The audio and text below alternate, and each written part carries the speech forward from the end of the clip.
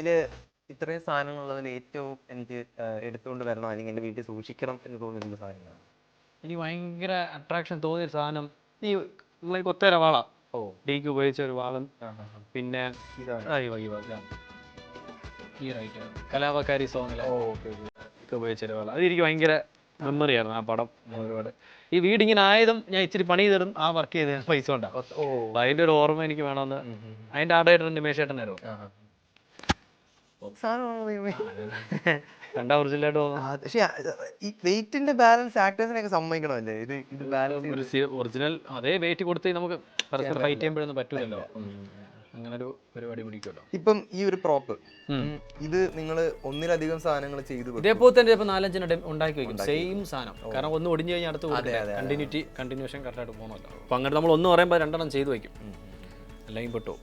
എങ്ങനെ ശരിക്കും അതിന്റെ ഒരു പരിപാടി? അതായത് ഇപ്പം ഒരു പ്രോപ്പർട്ടി കൃത്യമായിട്ട് നിങ്ങൾക്ക് ഒരു ഐഡിയ തരുന്നതൊക്കെ ആരും? ആ ഡയറക്ടർ ഇപ്പൊ ആ ഡയറക്ടറായിട്ട് കമ്മ്യൂണിക്കേറ്റ് ചെയ്യും. അപ്പൊ ആ ഡയറക്ടർ പിന്നെ നമ്മുടെ അടുത്ത് ലിസ്റ്റ് തരും.